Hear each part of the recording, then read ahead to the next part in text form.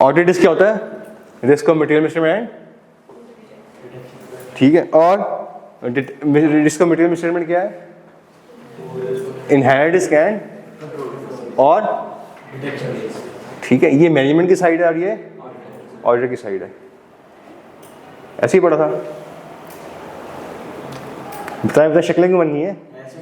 पक्की बात है।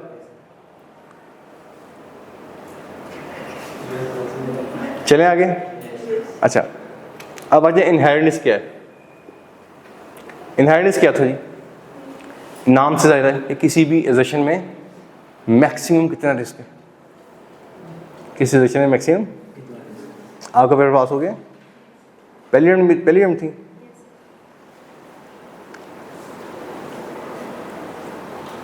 ठीक है जी, वही क्लास होती है, वही टीचर होता है, वही बुक होती है। कुछ बच्चे पास कर जाते हैं, कुछ ठीक है। इतना गड़बड़ कहाँ होती है? हमारे पढ़ने के स्टाइल में, हमारी अप्रोच में, चीज़ों को याद रखने के स्टाइल में। ठीक है, तो इस अपनी अप्रोच बेहतर करनी है आपने। ठीक है, इनहेरेंट रिस्क क्या है जी? हमने डिस्कस किया था, एक टेबल बनाया था कि किसी भी एजेशन में मैक्सिमम कितना रिस्क है। For example property plant and equipment में, प्रॉपर्टी में मैक्सिमम कितना रिस्क है? Is called inherent risk, is called, याद रहेगा। इनहेरेंट रिस्क क्या है? कि किसी एजेशन में मैक्सिमम कितना रिस्क है।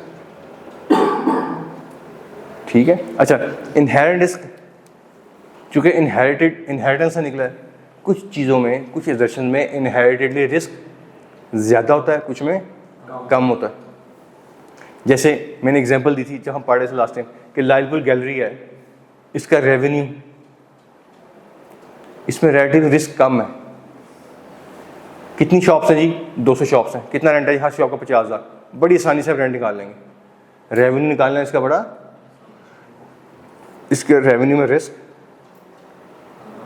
कम है एज अगेंस्ट नियाग्रा मिल्स।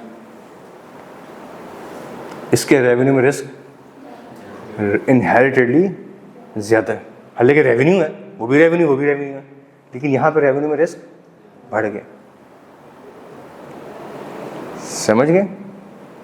याद रहेगा। नियाग्रा मिल्स ने रेंट पे दिया हुआ है सर्कल क्लब,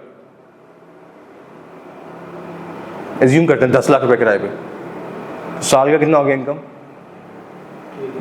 1,20,000, 12 लाख सॉरी। ठीक है। अब नियाग्रा की अदर इनकम, ये अदर सोर्स ऑफ इनकम है ना, नियाग्रा की अदर इनकम है। मेन इनकम तो टेक्सटाइल है, सेकेंडरी क्या होगी? Rent income. तो यहाँ पर रेंट में रिस्क रिलेटिवली कम है, सैलरीज में रिस्क रिलेटिवली कम होता है। पता है यार 80,000 तनख्वाह है, ज़रा 12 इस साल कितनी होगी? इसमें रिस्क रिलेटिवली, स्टॉक की वैल्यूएशन में रिस्क हाई है। क्यों? एस्टिमेट्स इन्वॉल्व है, जजमेंट्स इन्वॉल्व है। भी गैस है, कौन सी गैस है?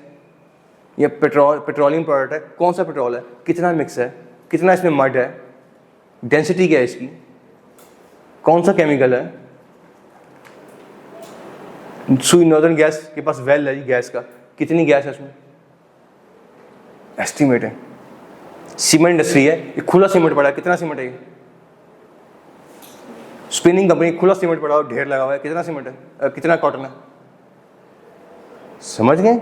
जो तो पैक्ड है सीमेंट, पता लग जाएगा 10-10 किलो का सीमेंट का बैग है, इतने बैग्स हैं, आसानी से निकाल लेंगे पैक्ड। जो अनपैक्ड पड़ा हुआ फिर उसमें रिस्क। केमिकल की डेंसिटी क्या है, उसकी क्वालिटी क्या है, उसमें रिस्क। मैंने वो एग्जांपल दी थी ना कि वो केमिकल की इंडस्ट्री का ऑडिट कर रहे थे, तो महंगे सारे पानी लग रहे हैं। उन्होंने कहा उसने वो बॉल पॉइंट डिप किया, एक में आ गया, दूसरे में डिप किया, बॉल पॉइंट अंदर गायब। किताब कहने पानी डालने जरा उंगली में, आपको पता लगेगा पानी है यहाँ, लेकिन हमारी नेकेड आई को तो क्या लग रहा है वो पानी। वो कहते नहीं ये HZ फलाना H3, बंदा कहता है ऐसा होगा। ठीक है ना, देखने में तो पानी लग रहा है, 10 के 10 केमिकल पड़े, 10 पानी लग रहे हैं, एक ड्रम है 20,000 का, एक है 20 लाख का, तो एस्टिमेट्स इन्वॉल्व हो गए ना इसमें, समझ गए। तो इन्वेंट्री में रिस्क हाई है, रेंट एक्सपेंस में रिस्क कम है, सैलरीज में रिस्क कम है, रेवेन्यू में रिस्क ज़्यादा है। तो किसी भी एजेशन में, मैं किसी को डिस्कस नहीं कर रहा स्पेसिफिकली, किसी भी एजेशन में मैक्सिमम कितना रिस्क है, is called internal control system को कंसीडर किए बगैर किसी एजेशन में कितना रिस्क है, इसे क्या कहते हैं, याद रहेगा। फिर मैनेजमेंट क्या करती है, इस पे कंट्रोल सिस्टम लेके आती है रिस्क को, इस पे इंटरनल कंट्रोल सिस्टम लेके आएगी। कंट्रोल सिस्टम क्या करेगा, बहुत सी गलतियां पकड़ लेगा और इस रिस्क को रिड्यूस करके कि यहां तक ले आएगा।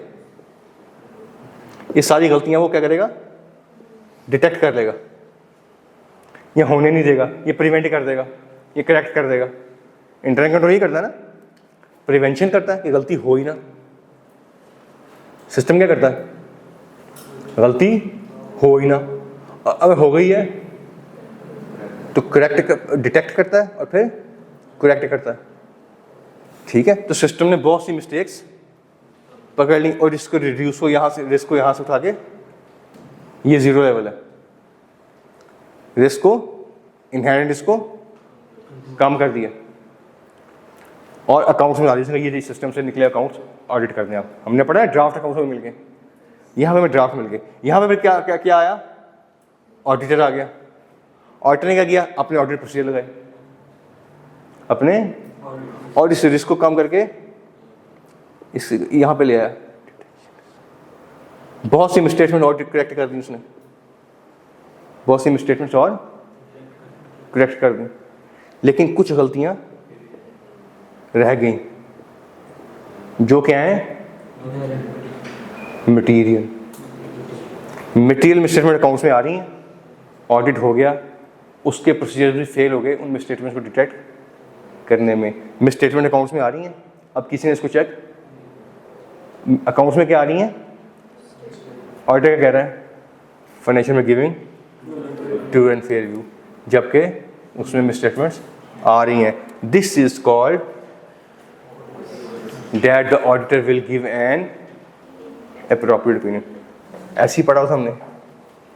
रिस्क क्या होता है कि ऑडिटर गलत ओपिनियन दे बैठेगा, याद रहेगा जी। चलें जी, बाकी हम कल से स्टार्ट करेंगे इंशाल्लाह।